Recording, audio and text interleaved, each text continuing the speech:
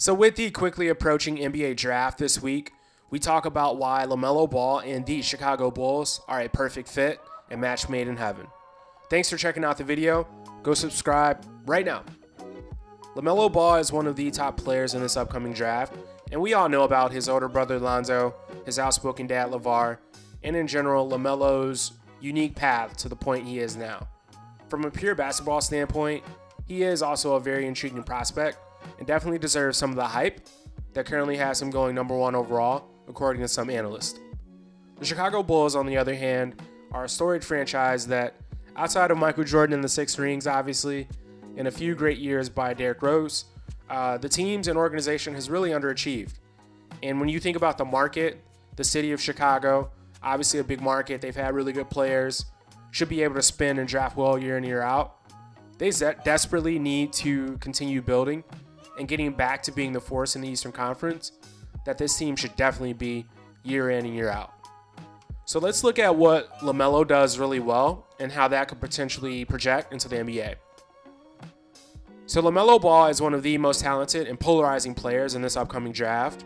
You have some scouts and executives who are really high on him and about as high as you could be. And really that is that he's the best overall player in the draft. And then on the other hand, there are others who are not as comfortable even projecting him to be a top 5 pick. So this really seems to be the theme of the draft as a whole, in that it's going to be in the beauty and eye of the beholder. There are 3 or 4 guys that could definitely go number 1, and it just depends on what team actually ends up making that pick and what that team values at the time. At about 6'8" with over a 7-foot wingspan, LaMelo is able to run the point, play off the ball, and even possibly slot down to fill the 3 in the NBA. Like, his strengths include his feel for the game, his passing ability. When you see him play, you just see the confidence. He's been around the game. Obviously, his brothers have played it before him, so you can tell he knows it. He feels it. He's a true point, and he sees plays breaking down and happening. He can make any pass from day one in the NBA, and just that passing, his willingness to give up the ball, and his overall just sort of swag, the way he carries himself. Definitely day one, he can step in and be productive. With such a large frame at 6'7", 6'8", he should also be a really good defender and bring some of that versatility that you see Lonzo, play with. And LaMelo is really a pure point ball handler. He would be able to carry the ball, handle it, set up plays, get teams in their offense, pass ahead. And then on defense, he is not a liability at all. With that frame, you could definitely guard and slide him over to guarding some 2s, some 3s. Obviously, he can guard the point. So the versatility that he potentially brings with his size is definitely a strength, and I think that's one of the main reasons he's so intriguing. And at this moment, he's not a fantastic three-point shooter. He's not a knockdown three-point shooter, but he does fairly replicate his awkward release, and I think he will be able to knock down shots. That's a really big thing for me. If you're checking out this channel, you often hear me talk about how you need to be a good, reliable shooter in the NBA. And I do think LaMelo will actually end up a better shooter than Lonzo is currently, which may not be too hard, but we still do think he'll get there. And when you score 90 points in a high school game, you're obviously able. Obviously, it's high school competition, so you can't really equate that to what he may see on the NBA level. But again, if you put up 90 points, that's not something that 1% of the world has done. So his offensive game, his feel, his package, what he can do should translate. And again, it's something where if you get him in the right environment, let him learn, let him grow, I think he'll be just fine. So some of the things, again, he does really well and brings to the table are just the things that you can't teach. He's got that feel for the game that you see. He's always been a point guard and had the ball in his hands. Obviously, as we mentioned before, his older brothers playing the game and playing at a really high level. He's been able to learn and see them. And in addition, with that, kind of skill and experience, you can't teach 6'8" with the handle that he has. At 6'8", it's a positional advantage. There aren't many point guards that size, and when you pair it with his overall feel for the game, it's really impressive. You can't teach those things. You either have them or you don't, and he definitely does have it. And he also has the creativity to pair with it. So when you look at what he's done in high school, leading up to him playing overseas, I think the NBA game in comparison will really suit him well because he'll be able to get out into transition. He'll have space. he'll be playing with players and guys who score just as well as he passes, and those players are elite. So I think he will easily end up the best ball brother. And really, I don't think Lonzo will even keep it close enough to be a comparison over time. Like, LaMelo has the skill, the anticipation, the playmaking. He's comfortable in pick and rolls, which are so prevalent in the NBA today. And he's already used to the pro lifestyle. As mentioned, his family has been in the mainstream media. His brother Lonzo is in the NBA now.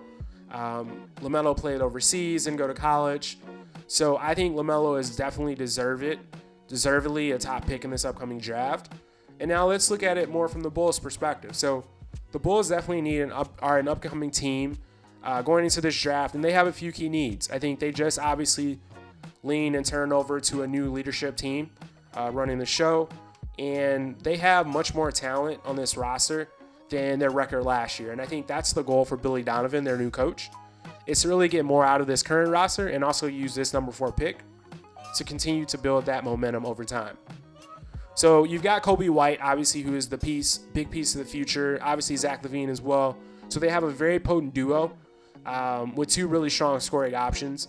You've got Kobe White, who's a great catch and shoot guy, more of a scorer. He can break you down on offense and do everything from the perimeter. Zach LaVine as well is also a score-first type of player, really athletic. Obviously, he's a dunk contest winner. So they've got the scoring, they've got the punch on the offensive end. And really, when you look at the other part of their roster, it may not necessarily make a ton of sense for the Bulls to go big in this draft either. Like, whether they liked Obi Toppin or not, I don't know if he's better than Lowry or Wendell Carter. So I think really it makes sense for them to look for a playmaker. And I think you also want to give Lowry and Wendell as much runway as possible to figure out what you have in them, especially under a new coach. And that's going to be the key thing for Coach Donovan. Get more out of those 2 guys. You still have Daniel Gafford and Thaddeus Young off the bench. So I just don't see an immediate need as a big. I think if they drafted LaMelo, you can easily insert him into that lineup with Kobe and Zach. And because of the size of LaMelo, he can guard up. Zach can guard up as well. And on the offensive end, LaMelo can get the ball in his hands. Zach and Kobe really just focus on finishing, shooting. And I think that's where the team would be at its best. Getting out in the perimeter, getting out in transition, LaMelo passing it ahead.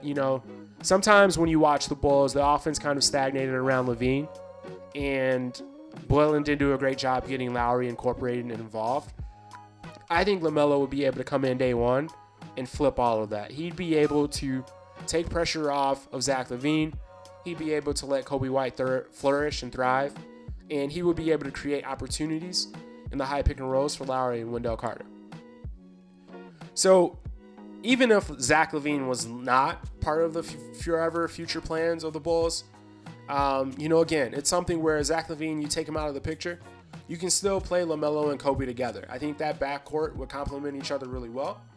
Obviously, because of Kobe's ability to shoot and knock down shots, and he's a good athlete, and LaMelo obviously has the size, playmaking, and the positional advantage to kind of pair with that really well. So with the way the game is moving, I think LaMelo would be the best playmaker and ball handler, obviously available in the draft.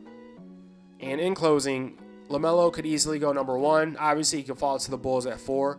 And if he fell, oh boy, should Bulls fans be excited. I think he fits within their current roster perfectly and would also be included in the long-term plans of what the new management group has. He is special, and as a Chicagoan myself, I'd be so excited and pumped that the Bulls either traded up to get him or he fell to us at 4.